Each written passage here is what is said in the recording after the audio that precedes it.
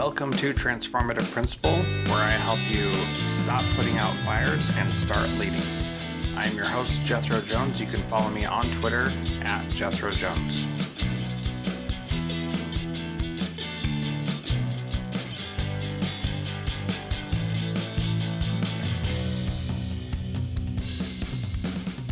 Welcome to Transformative Principle. I am Jethro Jones, your host, and Transformative Principle is a proud member of the B Podcast Network.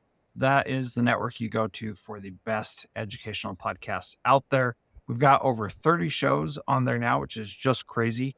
So no matter what position you're in, there's a show for you. And if you don't have a show, let me know and let's get one going.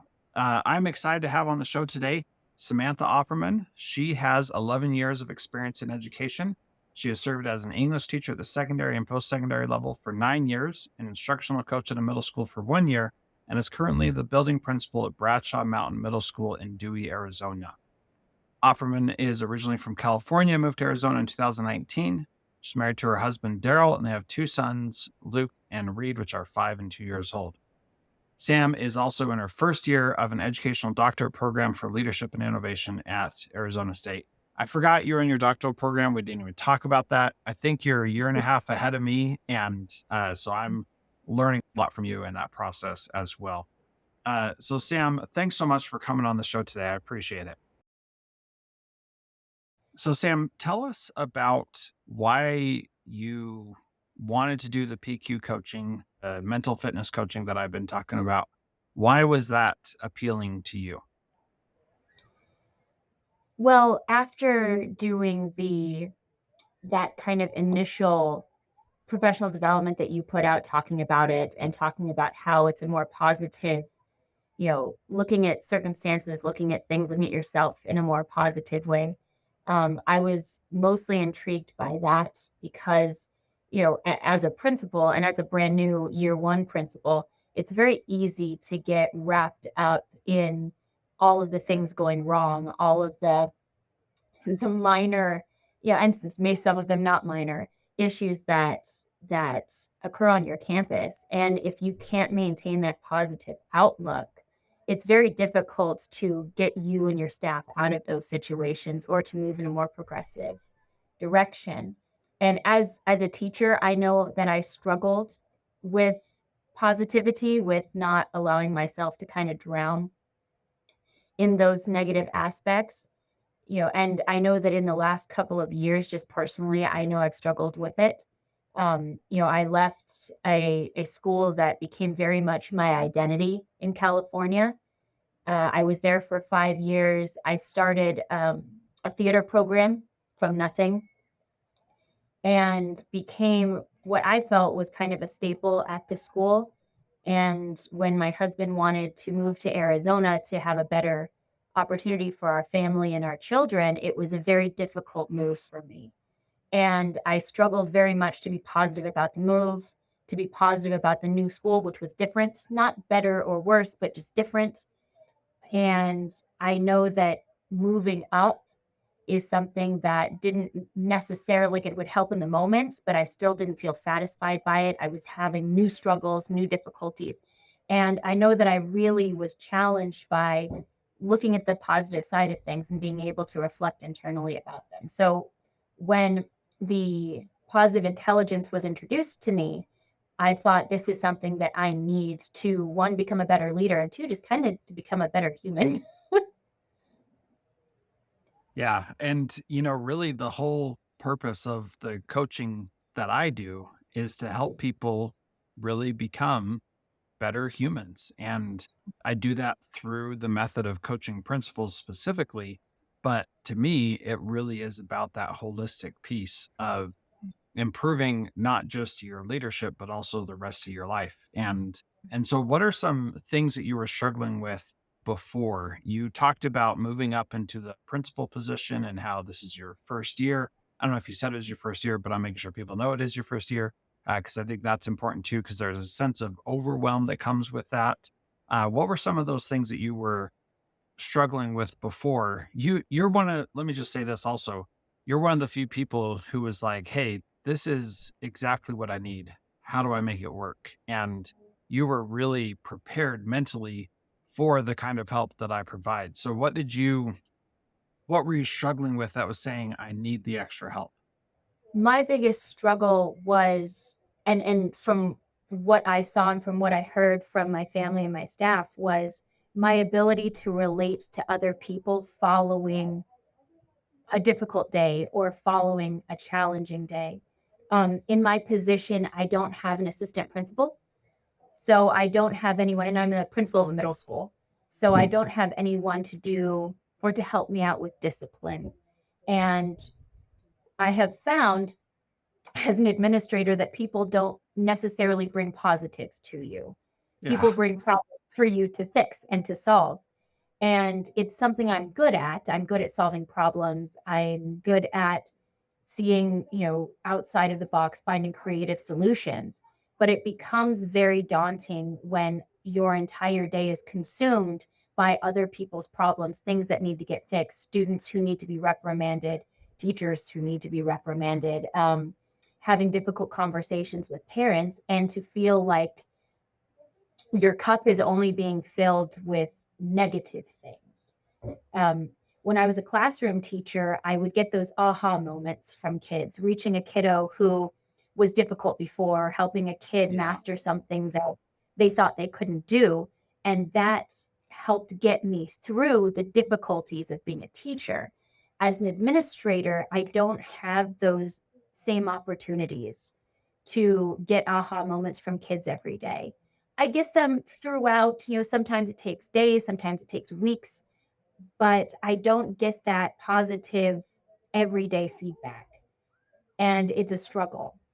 And when I would go home, and I think in education, we all have the spouse who we just trauma dump onto.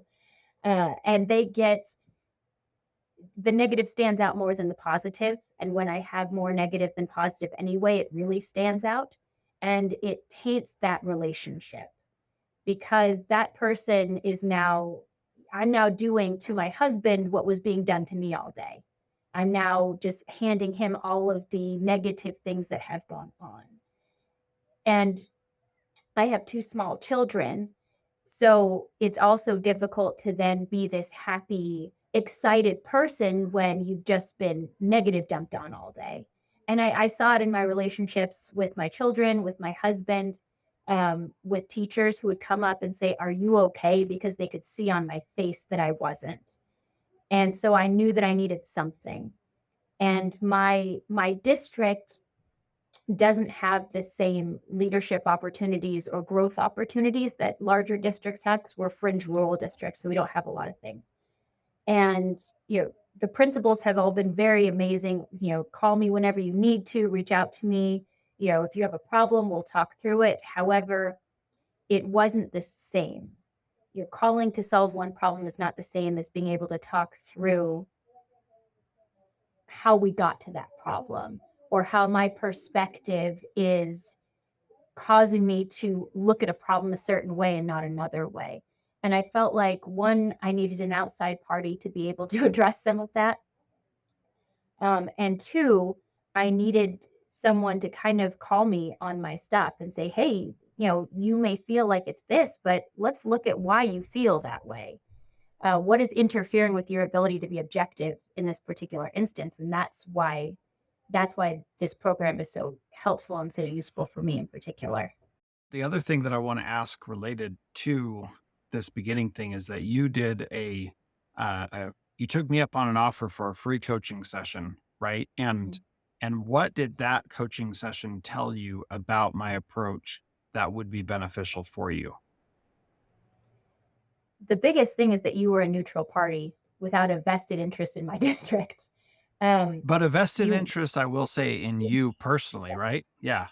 yeah, yes, and in the time of that session, I realized just from our conversation that I was spinning my tires essentially on a problem. It was starting to consume everything, and what you did, Jethro, is you stopped me and you said, "Sam, stop. Let's look at this problem from a human side of it. Let's look at this teacher as a human being, as a person. Do you think that this is what she wants to happen? And I had to hit the brakes a little bit and not look at this individual as a problem, but look at them as a person. And it changed my entire approach to it. The outcome was essentially the same. However, it changed the way I interacted with that individual and how I started interacting with other people who I would have before thought were just a problem I needed to solve, and instead, were people I needed to either help or support or coach or just listen to. And it helped kind of define my role a little bit. My role isn't necessarily to be a manager, my role is to be a leader. And to do that, I have to be a lot more self aware than I was prior to entering this. That Sam, that is so powerful because anybody can come in and be a manager and keep the school from burning down. Like that's not really that hard. But being a leader and having people actually follow you and want to follow you and care about what you think, say, and do is an entirely different story. And one of the things I say all the time is that we need to stop putting out fires and start leading. And it's Mhm. so easy to get caught in that fire and think this fire is the only thing that matters. This fire is the only thing that is getting my attention right now. When what you said is so incredibly powerful that the outcome of that situation didn't change, but how you interacted with it did change. Will you say a little bit more about that? Because there's so much wisdom in that. I want to just sit in this moment for a minute because it's so powerful. So the situation, without getting too far into it, was essentially a teacher was not meeting my expectations. And as somebody who taught in that content area, it was very frustrating for me to feel like I knew what the right answer was, to know how to fix it. And they just weren't doing it. And I couldn't understand why. And I intervened this way and this way and this way and this way. And none of that really mattered. What really mattered is that I needed to sit down and see this person as as someone who was struggling and someone who probably was also frustrated and also feeling as though they weren't getting, done what they needed to do. And that's a very one difficult position to be in and a very helpless position to be in. And when we feel helpless and unsupported, we have a tendency to then say, "Oh, well, to heck with all of it." So no matter how many interventions I was going to put in place, if there was this feeling of helplessness, of I don't know what to do, I don't feel supported, none of it was going to matter anyway. So I could burn myself out being frustrated by not taking the right approach, or I could sit down with empathy and just say, how can I help you? What do you need? And, have it kind of come out organically that maybe I need a different situation. Maybe I need a different age group, but not to impose that on somebody else, to allow them to be human and allow myself to be human because it's very stress inducing to manage those things and to feel like it's a personal dig every time someone doesn't do what you ask them to do. It's very exhausting. So I needed to give myself permission to let go of that as well. Oh, man, Sam, that is so powerful. There's so much wisdom in there. I'm going to try to hit the high points. But that is definitely a part of this podcast you should go back and listen to again. Just hit rewind a couple times and go back to her explaining that. Couple things that I just want to highlight. Everybody who has someone who's not meeting their expectations feels frustration about that. That is a totally natural, normal feeling. What you were doing before is you were judging them because of that. And what you were doing after was you were approaching them as a human being and saying, wow, this must be tough for you too. I bet you don't want to be a sucky teacher. And I bet you feel like a sucky teacher because of one, how you're performing, and two, how I'm making you feel by constantly judging you all the time. Now, maybe you didn't say that, but your change in tone and the way you approached it differently definitely communicated that. And by changing that, when we talk in the coaching, we talk about communicating on the PQ channel or the emotional channel. That when you're communicating in that way, people feel it differently. And so you can say the exact same thing, but because you have empathy and respect and love for that person that is inside of you that you're feeling, regardless of what they do, then it communicates itself through how you communicate to them. And it's incredibly powerful. And that is not nothing. Like that is a big deal and something that is really powerful. The other thing is you ask these two questions of how can I help you and what do you need? And then the conversation goes from you saying, how do I get this person out of my building, out of this classroom, out of this funk, out of whatever, to you saying, how do I support you as an individual? And then sometimes that means, hey, I really think that I need to leave. And let me just share this with my own experience. I had a teacher who was really struggling and we had a frank heart-to-heart conversation and I was doing what you're doing and really focusing on her as a person. And then I asked her this question and it was something along the lines of, is this how you see yourself for the next 20 years? And she was like, if I'm like this for the next 20 years, it's not worth it. And I was like, so why are you still here? And it wasn't a, why are you still in my building? You suck. It was a, you're obviously not happy. Why are you still here? And she's like, because I have rent or a mortgage and I have a family that I have to support. And I was like, okay, what if we could, you could still have all those things taken care of, but you weren't here anymore? Would that be better for you? And she was like, yeah, that would be so much better. And I said, well, why don't you go find another job? I will be a reference and I will support you in going and finding another job. And she's like, but it's the middle of the year. And I was like, I don't care. You're miserable. That's not good for you. That's not good for anybody. Why do you want to still be here if you're miserable? And she's like, I don't want to be here. I said, then let's find a way for you to get out. And she was like, why is my current boss saying, let me help you find another job? That just doesn't make any sense. But the reality is when you care about someone, it does make sense. And it is easy to say those things and care about them and care about their success, not necessarily care about them being in your school fulfilling their contract, for example. So I think that's really powerful. So let's shift a little bit. You've been in the program for a couple of weeks now.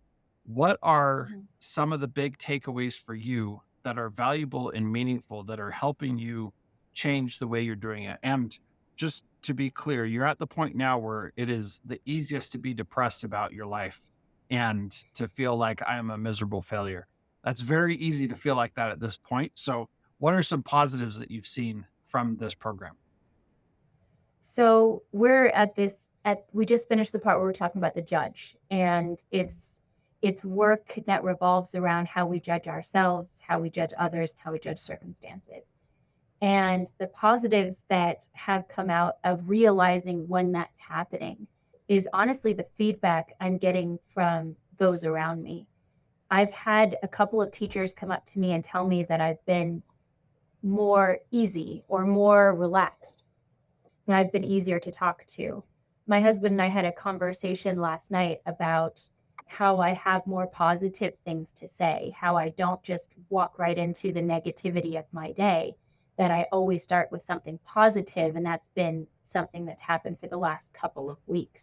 And a teacher that I'm even having difficulties with now told me that she appreciated, because I came into her room and talked to her, that she appreciated how my demeanor had changed in the last couple of days, because instead of going automatically to that judge that, you know, they must be doing that for this reason, or, they must feel this way about me. I'm trying to just have that discernment that this is what's happening, this is how we're going to address it, and not internalize it, which has been something I realized through this program that I've done quite a bit. I've internalized a lot of how people perceive me, how people perceive my school, and if they're not meeting my expectations, how I then perceive them, which isn't necessarily the case. I'm finding that in administration, you learn the hard way that not everybody is you, and that's okay. it's not just okay, it's necessary. That just because someone is not the teacher that I was doesn't mean they don't still contribute something positive to the students that they are engaging with. And that just because I was an effective teacher doesn't mean that my way was the best way for this group this year at this school. So it's taking in all of that perspective and the positivity that other people are seeing, even if I don't necessarily feel it. Because, like you said, this is the we're talking about all of the things that we used to judge ourselves through all the years kind of week. But even if I don't see it, I know that others are seeing it, and that feedback is very significant because it feels then like a change is really happening because others are seeing it and giving me feedback on it. Yeah. And think about how much better you're going to be over the next 10, 15, 20 years because you're seeing these things now and not having to wait until year 4 or 5 when you're really feeling burned out and stressed to the max, which is essentially where I was. Like, that's when I started figuring some of these things out. And it's just incredibly powerful where you're at now at the beginning of your principal career to learn and understand these things, especially because that judge has been so harsh and has been so on the surface that everybody's seeing it. And they're actually telling you, Sam, that you're changing. Like, that has got to be so gratifying because the other part of that is that you can go have these conversations from the heart and be real with people, and you don't have to be lying anymore. Because before, you were lying when you were trying to hide your judgment. Now you're not judging, so you don't have to lie. You can just be honest and you can just say, "Hey, this is what I saw." Like, there's no judgment here. This is just what I saw, and this is how I'm approaching this. And this is my perspective. Help me understand where you're coming from. And then, it- what you'll also soon realize is that you don't actually need to give feedback to anybody as a principal. And this is where it gets really powerful because you just start asking questions about what they're doing, how they're approaching this problem, how they're solving this problem. And you just acknowledge where they're at, and you see some really powerful changes start to happen because of that. So, Mhm. if you are interested in this kind of coaching, I would love to have you join me. I start up new cohorts every 6 weeks or so. I'm doing one at the beginning of 2024. So I'd love to have you. JethroJones.com/coach. You can learn more about the program, the 6 week intensive program that we do, and you can get some opportunities to see what's going on there. The last thing I would ask you, Sam, is what would be your advice to someone who is struggling, feeling alone, feeling like they're not living up to their own potential? What would be your advice to them in overcoming some of those things? The first piece of advice, honestly comes from my husband, and kind of piggybacks on what we're doing, what we're talking about, is having this winning mentality, having this idea that you're going to go out and you're going to kill it today. And my husband, before I leave, he always like, okay, you're going to kill it today. You're going to do the best that you can. And my judge prior to doing this would tell me, no, today's going to suck. Like, um, and I have this and this and this, and all of these things are on my mind. And my advice is to allow yourself to have that positive outlook. Give yourself the permission to say, you know what, today is going to be a good day. And not look at your calendar and just feel horrible about it, but to say, you know what, I'm going to make the best of these opportunities and shift that mindset because we feel isolated and alone because we feel that we're the only ones dealing with it, and that's not necessarily the case. Other people are struggling in leadership. We just have to find those people and not judge ourselves too harshly for doing a significantly difficult job. Our job is not easy. Our job is mentally and sometimes physically draining, and it's good to acknowledge that and at the same time not be overwhelmed by it, not be consumed by it. Acknowledge it. Okay, yes, today was tiring, and then move on in a more positive manner and to find those people who you can talk to. that's why this group, the pods and the mastermind, is also very, very beneficial, very helpful, because I'm able to connect with people who understand what I'm going through and don't judge me for it either. Yeah. Very powerful. And we didn't even touch on the mastermind at all, but that's another part of this that is incredibly powerful. Before anybody can go into the mastermind now, they have to do the mental fitness stuff first, because it's a total game changer in how it works. And I'm letting you start the mastermind and do the mental fitness together. Once again, if you're interested in getting this kind of coaching that truly is transformative, go to jethrojones.com/coach. If you got questions, you're not sure, just click that little schedule a call button down at the bottom and let's meet and have a little chat about it, because I'm sure you still got questions. It's all good. I'd love to answer them for you. Sam, thanks so much for being part of Transformative Principal today. This was awesome to have you on. Yeah, thanks so much for having me.